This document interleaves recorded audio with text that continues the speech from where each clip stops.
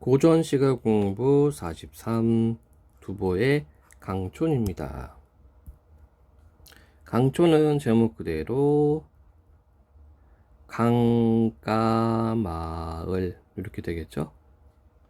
자, 우리가 지난번에는 두보의 춘망을 통해서 그 전란 속에서 두보가 가족을 걱정하는 마음이 나타나 있었는데, 이 강촌에서는 이제 두보가 이제 자신의 처와 아들과 함께 소박하게 살아가는 모습이 담겨 있습니다. 자, 바로 보도록 하겠습니다. 한시, 칠연, 율시, 서정적, 한정적. 자, 한정적이란 뜻은 한가로운 정서란 뜻이에요. 한가로운 정서. 제재는 강촌의 여름 정경. 자, 우리가 여러분들 요걸 조금 설명을 해드리겠습니다. 우리가 이제 문학 공부를 하다 보면은 경치라는 말도 있고 풍경이라는 말도 있고 정경이라는 말이 있습니다. 이걸 조금 구분할 필요가 있는데요. 우선은 이 경치는 말 그대로 눈에 보이는 주변입니다. 주변. 이걸 경치라고 하는 거고, 풍경은 뭐냐면 이 눈에 보이는 주변을 좀 뭐라 해야 되나, 즐긴다라는 의미가 조금 들어가요. 예. 그래서 이 주체자가 보고 있는 주변을 보는 주체가 어떤 이 주변 경치에 대해서 좀 즐기는 듯한 그런 태도를 가지고 있을 때 풍경이라고 하고, 정경은 정서 표현입니다. 경치에 대해 어떤 정서를 가지고 있을 때 이것을 정경이라고 합니다. 그래서 이 말들이 약간 좀 차이들이 있어요. 자, 그래서 주제, 한가로운 자연에서 누리는 삶에 대한 만족감. 특징, 선경 후종 방식으로 시상을 전개한다. 먼저 경치 묘사를 해주고, 그 다음에 자신의 정서를 나타냅니다. 원근법, 대꾸법 등이 사용되었다.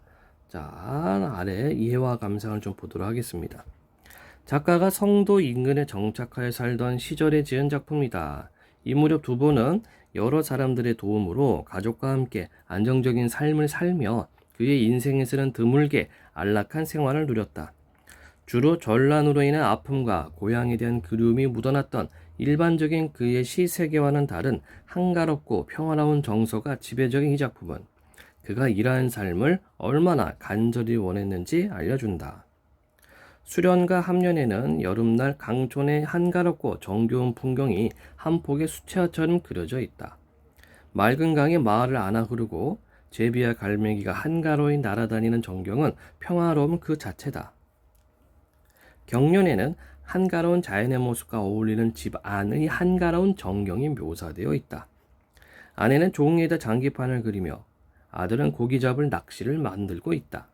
이런 삶에 만족하는 화자는 미련에서는 병을 다스릴 약만 있다면 더 이상 바랄 것이 없다고 하며 이 생활을 오랫동안 누리고 싶다는 바람을 노래하고 있다. 그렇죠? 그래서 이제 우리가 이제 요런 말들이 좀 유행했던 적이 있었어요. 소확행. 지금도 있나 모르겠네. 소소하지만 확실한 행복. 소소하지만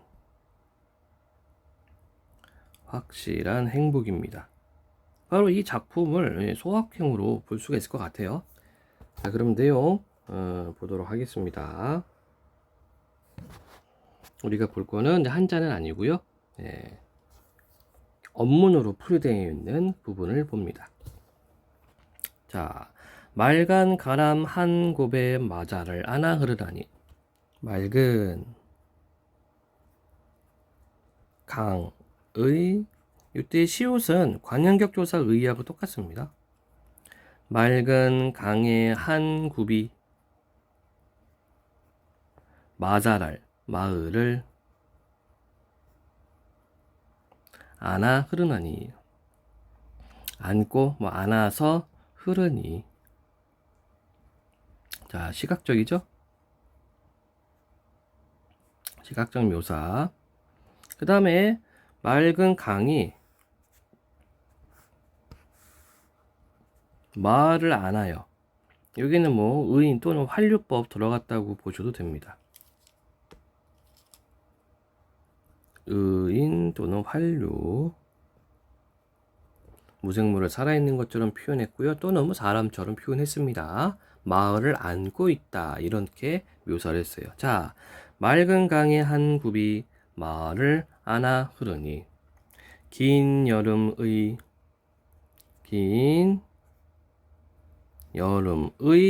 강촌에 일마다 유심하도다. 유심 그윽하다. 그윽하구나. 이렇게 되어 있죠. 예, 정사 표현 되어 있죠. 그래서 뭐 수련에서도 보통 이제 율시 이 8줄짜리 시는 우리가 기승전결 얘기할 때는 4줄짜리 시를 이야기할 때는 기승전결이라고 하고요. 8줄짜리는 뭐 수련, 함련, 경련, 미련 이런 말을 쓰는데 그냥 4단 구성으로 생각하시면 됩니다.